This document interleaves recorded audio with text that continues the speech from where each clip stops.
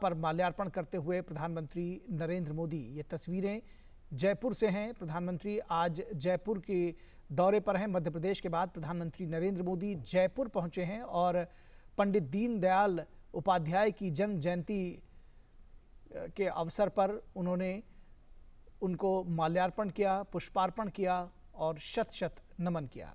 पंडित दीनदयाल उपाध्याय एकात्म मानववाद के प्रणेता और बीजेपी के प्रेरणा स्रोत, बीजेपी के शिखर पुरुष के तौर पर गिने जाते हैं।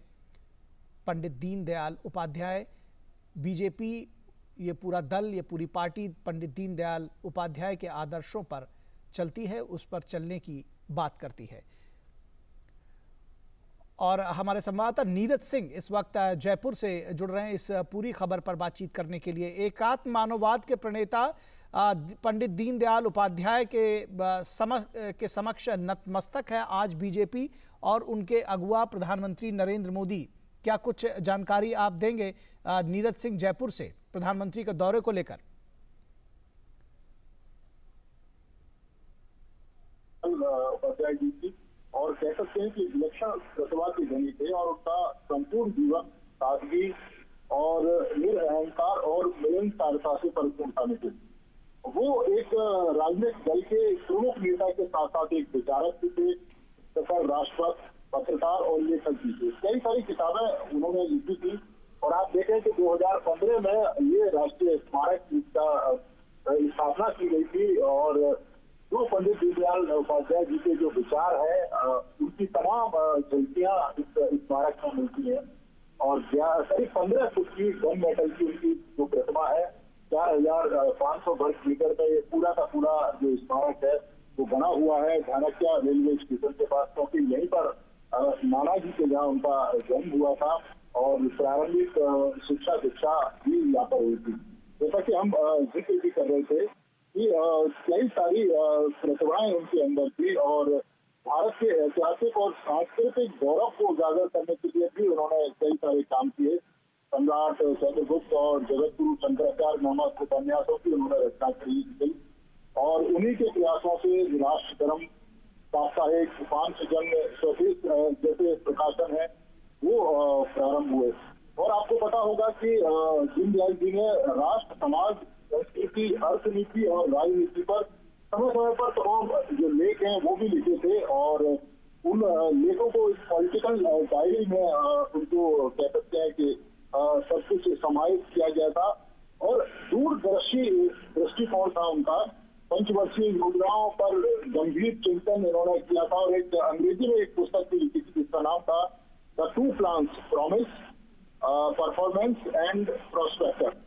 आप समझ सकते हैं कि कितनी दूरदर्शी इनकी सोच थी और इनका मानना था जी कुछ दूसरी तस्वीरें भी आई हैं नीरज, अपने दर्शकों को बता दें। ये देख सकते हैं कि किस तरह से एक प्रदर्शनी है दरअसल जिसको प्रधानमंत्री जिसका अवलोकन करते हुए किस तरह से जो पूरा पंडित दीनदयाल उपाध्याय का जीवन वृत्त उसमें तस्वीरों के जरिए, मॉडल्स के जरिए जो है उकेरा गया है, इसको देखा जा सकता है। प्रधानमंत्री नरेंद्र मोदी बहुत ध्यान से ऑडियो विजुअल के माध्यम से भी उनके जीवन के तमाम पहलुओं को उकेरा गया है इस प्रदर्शनी में। नीरज, आप अपनी बात जारी रखें। देखिए, बिल्कुल उकेरा गया है उनका प्रारंभ से लेकर और अंतिम समय तक जो उन्होंने देश के निर्माण के लिए, देश को एक करने के लिए जो तमाम प्रयास किए, जो काम किए, वो सभी राष्ट्रीय स्मारक में आपको देखने को मिलते हैं। प्रधानमंत्री यहाँ पहुंचे और इससे पहले हमने एक स्टोरी भी कही थी कि यहाँ पर एक अगर आप यहाँ पर विजिट करते हैं अपनी यादों को सहेजने के लिए, यहाँ पर एक सेल्फी पॉइंट है जहाँ पर प्रधानमंत्री ने खुद सेल्फी ली है और वो सेल्फी पॉइंट ये बताता है कि जब आप यहाँ से सेल्फी लेंगे तो पंडित दीनदयाल उपाध्याय राष्ट्रीय स्मारक के साथ वो सेल्फी आपकी आती है, तो आप जीवन भर उन यादों को अपने साथ सहेज के रख सकते हैं। जैसा कि हम जिक्र भी कर रहे थे कि इन्होंने चाहे भारतीय समाज की बात करें, भारतीय राजनीति की बात करें, कई सारे ऐसे जो अपने विचार रखे जो आने वाले समय में या कह सकते हैं कि आज के समय में वो काफी महत्वपूर्ण है। जब वो अंत्योदय की बात करते हैं तो आप देखें कि जो केंद्र सरकार है, मोदी सरकार है, इस तरह से अंत्योदय के लेकर लगातार तमाम योजनाएं हैं वो चलाते रहते हैं। आपने देखा होगा सबका साथ और सबका विकास मूल मंत्र है प्रधानमंत्री नरेंद्र मोदी का और उनकी सरकार का। यही कारण है कि तमाम ऐसे वाक्य, तमाम ऐसे कथन, तमाम ऐसे उपदेश जो पंडित दीनदयाल उपाध्याय जी के हैं वो आज सार्थक होते दिख रहे हैं। जो सरकार तमाम जो कार्य है उनको कर रही है उनमें।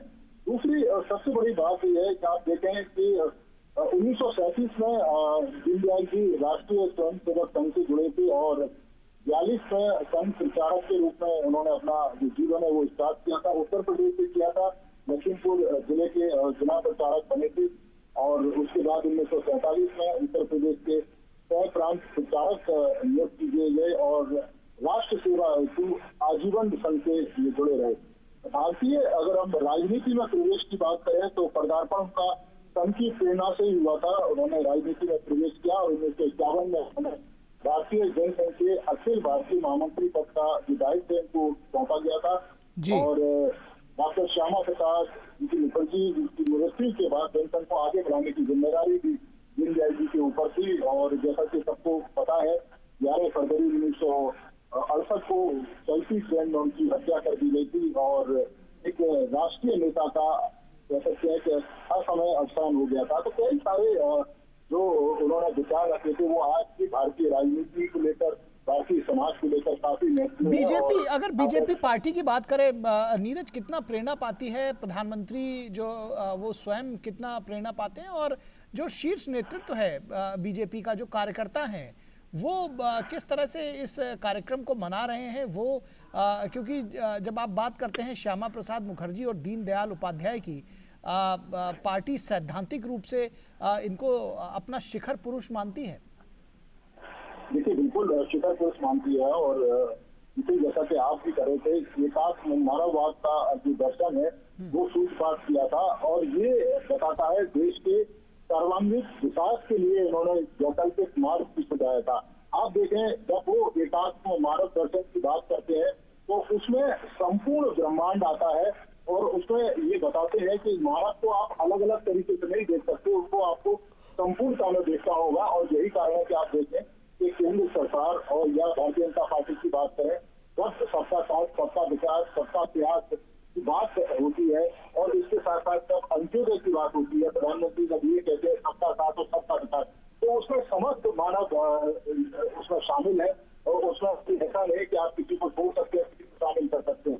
यही कारण है कि आप देखें योजनाएं इस तरीके से चलती है। जब प्रधानमंत्री महिला आरक्षण को पास हुआ है, आप महिलाओं के संपूर्ण विकास के लिए प्रयास नहीं करेंगे, उनको मुख्य धारा में नहीं जाएंगे। आप पूरे देश के विकास की बात, नॉर्थ ईस्ट को हमारी पूर्व की सरकारों ने छोड़ दिया, लेकिन जिस तरीके से प्रधानमंत्री का वहां पर विकास किया और जिस तरीके से वहां पर विकास की जो बयान है बाहरी और उसको भारत से निकट लाने के लिए भारत से क्या कह सकते हैं काफी ऊपर काम करेगा।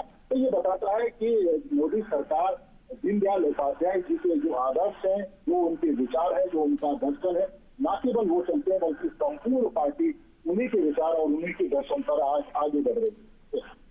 जी निश्चित तौर पर। और इसके अलावा आज राजनीतिक कार्यक्रम भी हैं जयपुर में, राजस्थान में जो 4 संकल्प यात्राएं बीजेपी के शीर्ष नेताओं ने जिनको एक तरह से जिनके शुरुआत की थी, आज उनका समापन भी है और उस समापन को प्रधानमंत्री संबोधित भी करेंगे। तो जनता के बीच में, कार्यकर्ताओं के बीच में राजस्थान में पहुंचेंगे प्रधानमंत्री।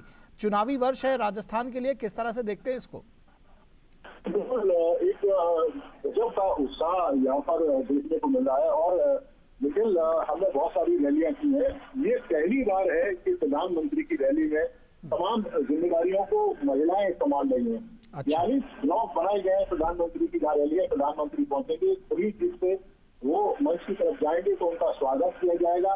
राजस्थान की जो परंपरा है अतिथि देवो भवो के रूप में तो तमाम जो महिलाएं हैं वो प्रधानमंत्री का स्वागत करेंगी और जिस तरीके का उत्साह यहाँ की महिलाओं में देखने को मिल रहा है इससे पहले कभी ऐसा नहीं हुआ। और वो भी क्यों नहीं, महिला आरक्षण बिल केंद्र सरकार ने जब से पास किया है, क्योंकि तमाम राजनीतिक दलों में